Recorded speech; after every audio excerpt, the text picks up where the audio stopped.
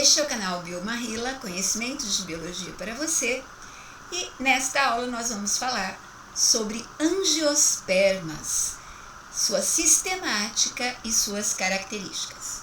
Eu sou a professora Marisa Dionísio. Bem, antes de nós começarmos nossa aula, vamos pensar um pouquinho sobre essa frase do Enfio que eu acho muito bonita. Até coloquei essa frase na epígrafe da minha dissertação de mestrado, né? Então, olha lá, se não houver frutos, valeu a beleza das flores.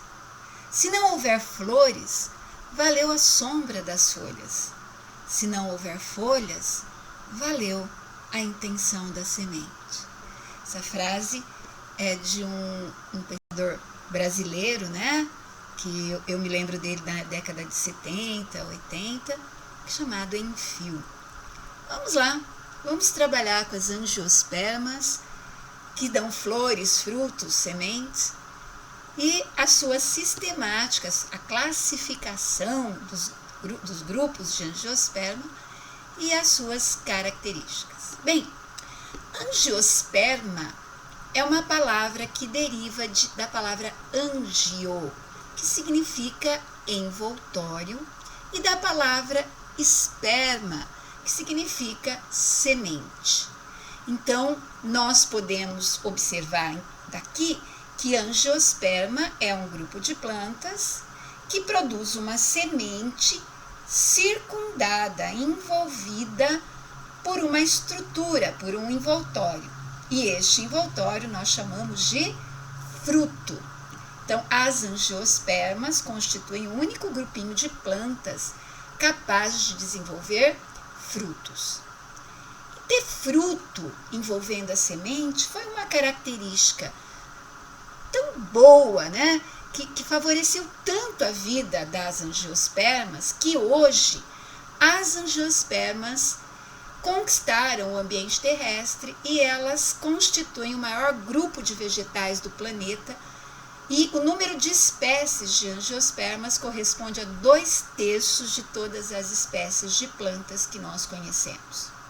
Então, aqui nós temos algumas espécies, olha, de planta, para quem fala que nunca viu, isso aqui é uma flor de grama, ó, né? Grama, aqui um dente de leão liberando seus frutinhos, aqui flores de grama, aqui flor de ipê, aqui o milho, que é uma espécie de angiosperma também. Bem, quais são as características gerais das angiospermas? Angiospermas, como todos os vegetais, são organismos pluricelulares, têm muitas células e essas células têm tecidos, formam tecidos organizados. Essas células constituintes das angiospermas, elas são eucariotas, ou seja, elas têm uma carioteca circundando o material genético e separando o material genético do citoplasma. A maioria das angiospermas é autótrofa. Aqui nós temos um grupo de plantas com muita diversidade, então nós vamos encontrar características bastante diferentes. A grande maioria das angiospermas faz fotossíntese, tem clorofila, produz seu próprio alimento. No entanto, nós temos algumas espécies de planta, como a dionéia, aqui, ó, que eu acredito que muitos já tenham visto, que é uma planta carnívora. Plantas carnívoras também fazem fotossíntese, mas elas obtêm parte de seus nutrientes, principalmente os nutrientes à base de nitrogênio, a partir da predação de pequenos animais, como insetos, pequenos anfíbios, né? É um mecanismo que elas usam para obtenção de nitrogênio. E o nitrogênio é um elemento químico que elas usam na produção de proteínas e de seus ácidos nucleicos. Existem também plantas parasitas, né? Aqui nós temos uma espécie parasita, o fel da terra, mas existem outras, a erva de passarinho, o cipó-chumbo, né? O fel da terra é uma plantinha bonitinha, tudo mais, mas vejam só, ela cria raízes que parasitam plantinhas como trevo, como a alfafa e como outras espécies de plantas cultivadas. Onde que nós encontramos angiospermas na natureza? As angiospermas podem ser encontradas em basicamente todos os tipos de ambientes terrestres. Ambientes secos, nós temos o cacto como um exemplo de angiosperma.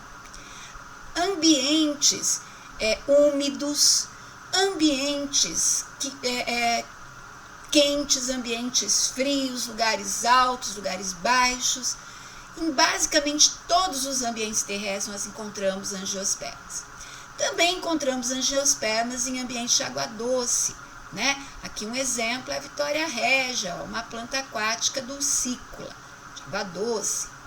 E nós encontramos angiospermas próximas de ambientes marinhos, né? Aqui nós temos uma salsa da praia, que é uma plantinha que cresce lá próxima da região das marés, né? Às vezes ela até fica coberta na época que a maré sobe muito.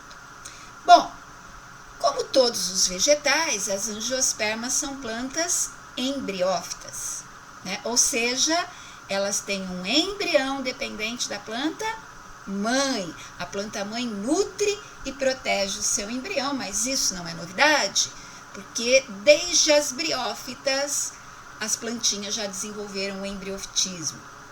E desde as pteridófitas, né, as plantas já têm vasos condutores de seiva. Tem floema e tem xilema, né? Floema para conduzir seiva elaborada, xilema para conduzir a seiva bruta. Então, essas plantinhas são vasculares ou traqueófitas, que significa que elas são dotadas de vasos condutores de seiva. Elas são cormófitas, porque elas apresentam raízes, caules e folhas dotadas de vasos condutores de seiva, portanto, raízes, caules e folhas verdadeiros.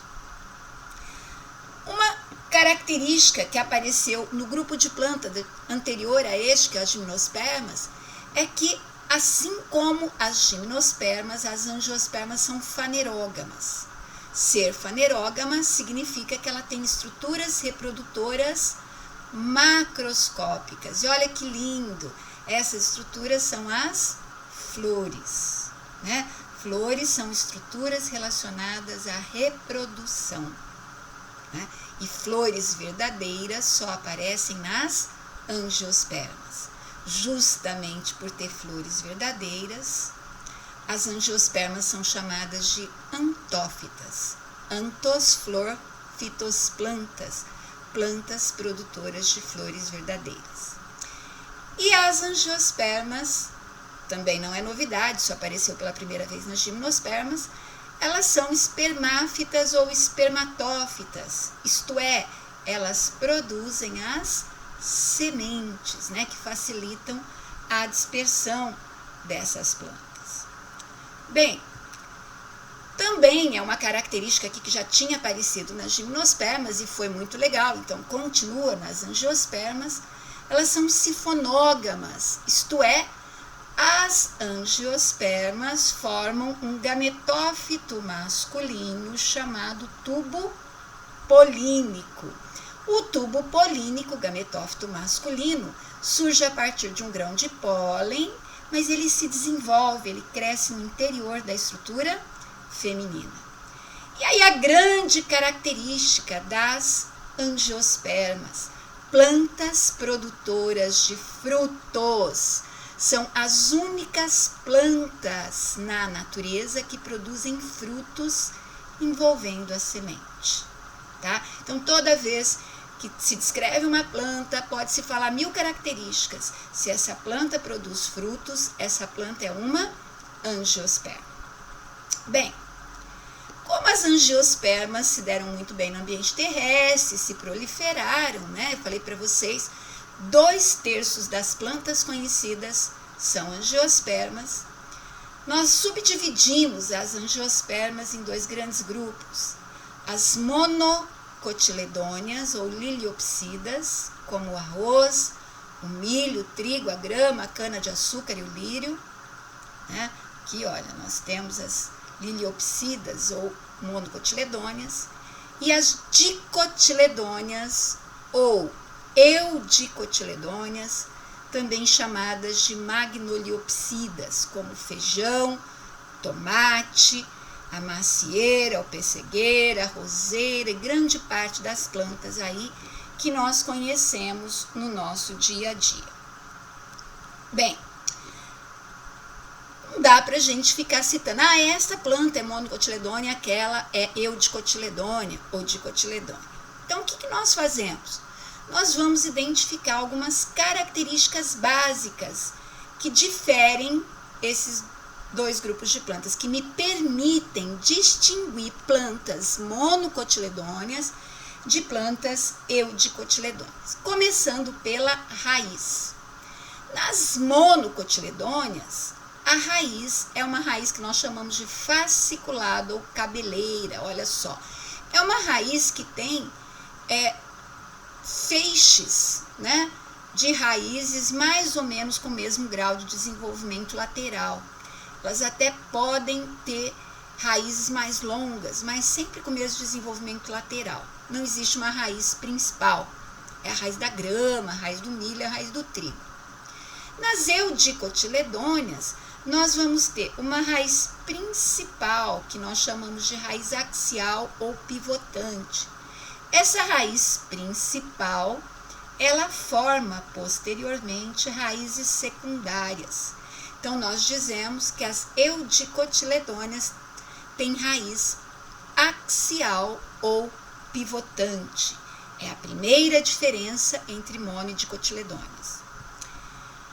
Com relação ao crescimento dessas plantas, né? As plantas do grupo das monocotiledôneas, elas não têm tecidos de crescimento lateral, que nós chamamos de meristemas secundários.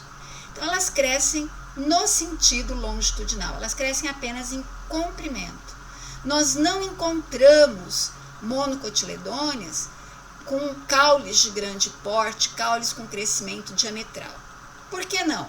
Porque falta para elas um tipo de tecido que nós chamamos de meristema secundário, que vai fazer a planta crescer em espessura. O pouco crescimento diametral que essas plantas têm deve-se à hipertrofia das células, né? E não à presença de tecidos de crescimento diametral. Já as eudicotiledôneas, elas têm os dois tipos de crescimento.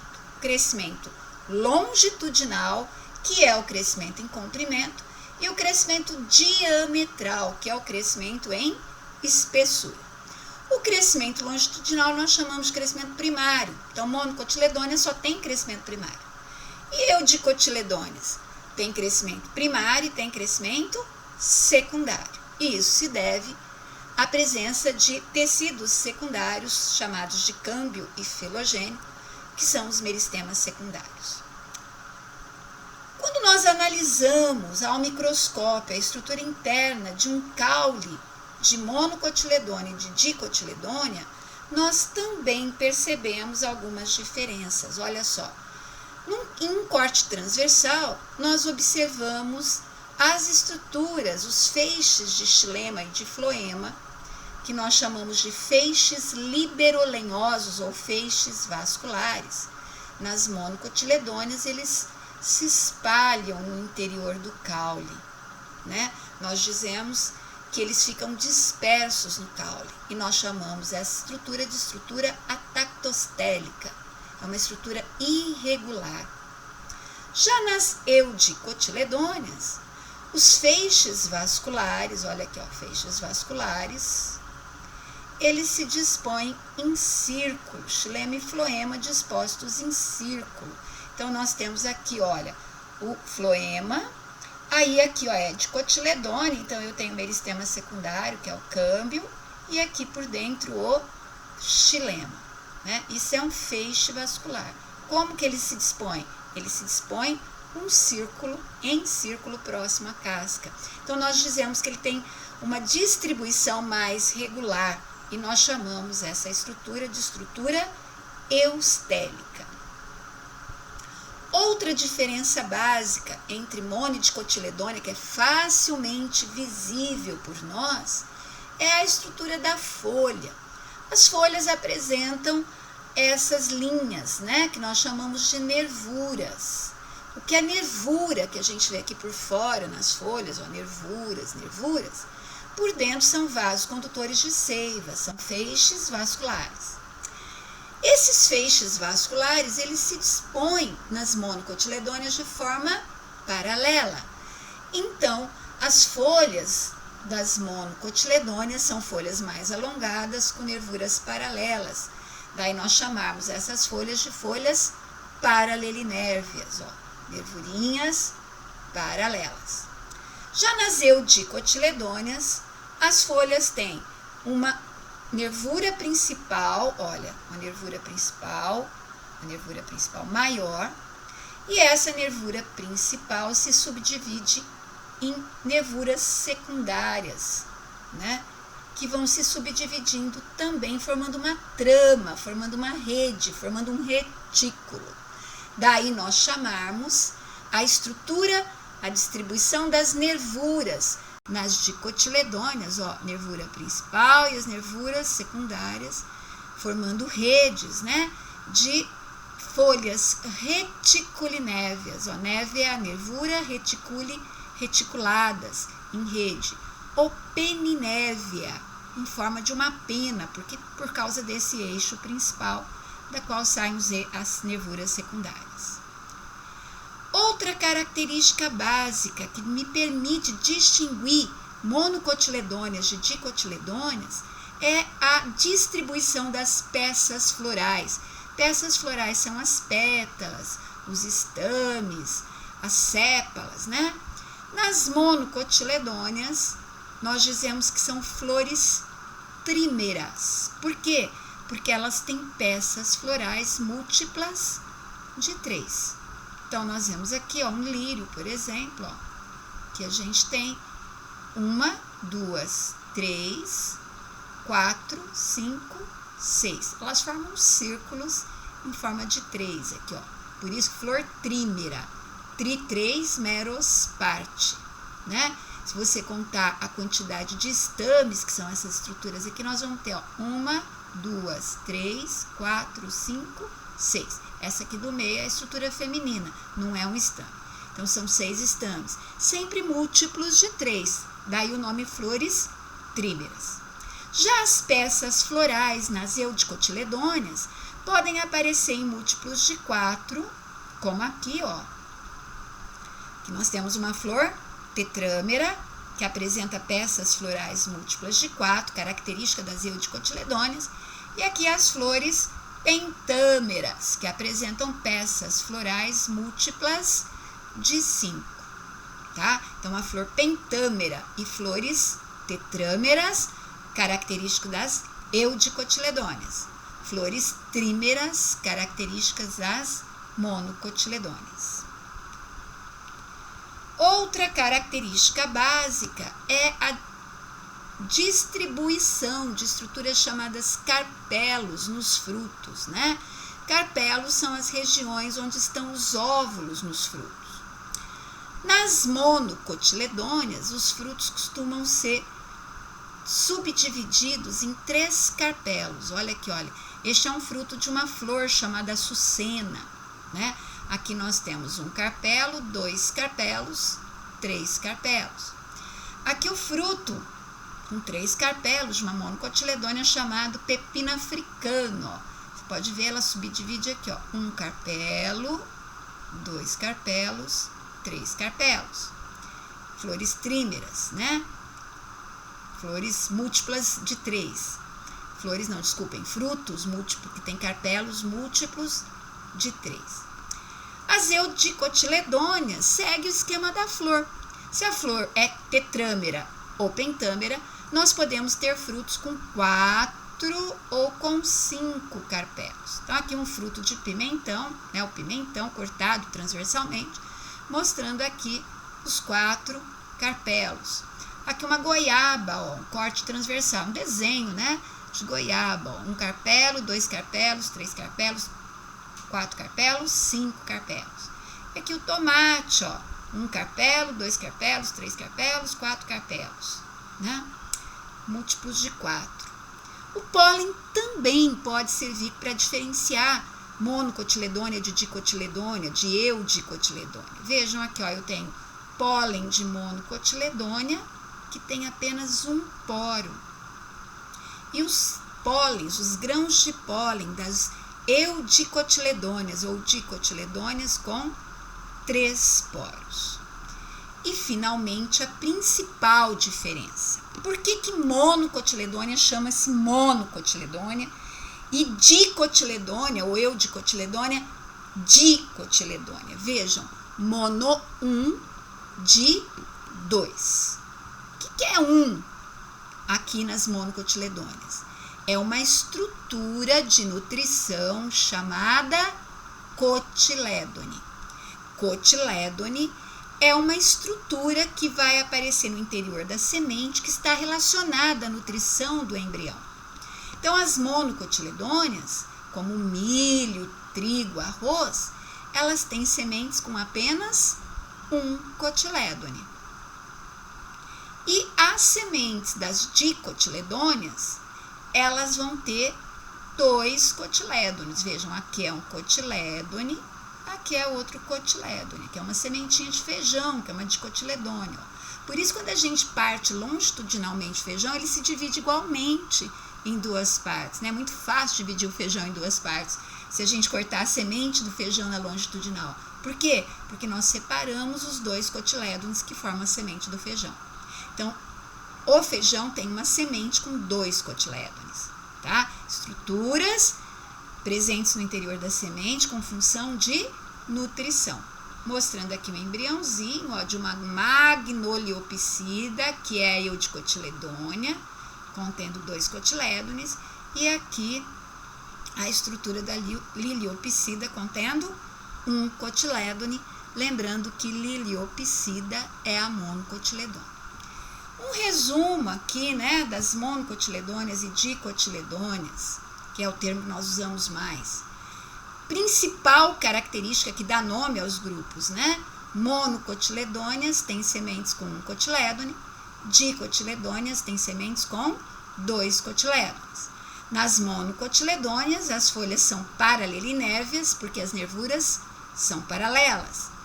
Nas dicotiledôneas, reticulinéveas ou peninéveas, porque elas têm nervuras ramificadas, né? Em forma de rede. Quando a gente analisa o corte transversal de caule, nas monocotiledôneas nós temos uma estrutura tactostélica, né? Como é que é? Nós temos os feixes liberolenhosos irregulares espalhados pelo interior do caule. E nas dicotiledôneas nós temos os feixes liberolenhosos ou vasculares, xilema e floema, ordenados, regulares, formando um círculo próximo da casca, que nós chamamos de estrutura eustélica. As flores nas monocotiledôneas têm peças florais múltiplas de 3. Já nas dicotiledôneas, as peças florais são múltiplas de 4 ou de 5. Então, nós dizemos que as flores são trímeras nas monocotiledôneas, pentâmeras ou tetrâmeras nas dicotiledôneas. Os frutos nas monocotiledôneas com 3 carpelos e nas dicotiledôneas com 4 ou com 5 carpelos. Aqui também pode ser 4 carpelos. As raízes são fasciculadas ou cabeleiras nas monocotiledôneas e tem um eixo principal, então elas são axiais ou pivotantes nas dicotiledôneas. As monocotiledôneas não têm meristemas secundários, que são tecidos responsáveis pelo crescimento lateral do xilema e do floema. Então, ela só tem crescimento primário, que é o crescimento longitudinal. E nas dicotiledôneas existe um câmbio para formar mais xilema e floema crescendo um do lado do outro, formando o que a gente chama de crescimento diametral ou crescimento secundário. Bem, esperamos que vocês tenham entendido esta aula. Se você gostou desta aula, por favor, dê um like. Se você ainda não está inscrito, inscreva-se. para que o canal Biomarrila possa voltar em breve com mais temas de biologia. Até mais!